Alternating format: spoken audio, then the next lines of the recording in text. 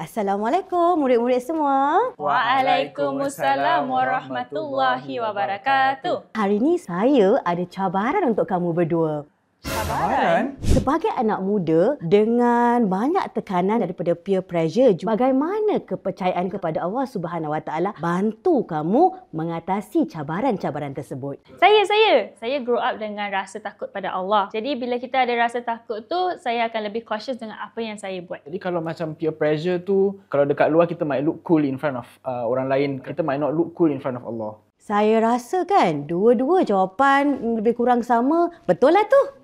Yeay. Betul. Dalam era media sosial yang mana awak boleh tulis sesuka hati, rukun iman mana yang berperanan menghalang awak daripada hal demikian? Saya nak jawab dulu. Jawapan dia adalah rukun iman yang pertama, iaitu percaya kepada Allah Subhanahu Wa Taala. Apa benda yang kita buat dalam dunia ni, semua benda dia tahu dan dia lihat. Saya rasa rukun iman yang kedua iaitu percaya pada malaikat. Malaikat yang mencatat amalan kita adalah malaikat Raqib dan juga malaikat Atid. Saya rasa Huda punya jawapan lebih tepat. Itu yang betul.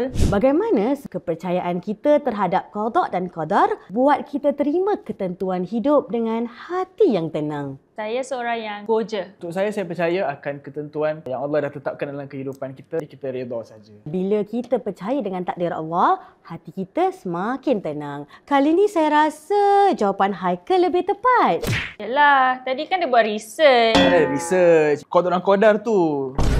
Soalan yang terakhir. Bagaimana awak kaitkan kepercayaan terhadap hari akhirat dengan menjalani kehidupan seharian? Nothing is free in this life lah. Jadi kalau kita buat baik, kita dapat pahala. Bagi saya, senyum kat orang. Senyum tu kan sedekah. Perbuatan-perbuatan yang baik ni juga ada ganjaran di hari akhirat. Bagi pusingan yang terakhir ni, dua-dua jawab dengan betul. Actually, Ustazah nak kasi saya menang. Tak ada. Ustazah, siapa menang? Dah. Jangan gaduh-gaduh. Saya rasa kamu berdua did well. Tapi masih ada lagi ruang untuk improvement. Oleh itu, saya sarankan awak berdua sertai Andalus ke, Zuhri atau Cordova untuk mempertingkatkan ilmu. Ya tak, ya juga. Boleh kita increase kita pay Islamic knowledge. Sebab tu, kalau awak tak register dengan Andalus, awak lose. Get it?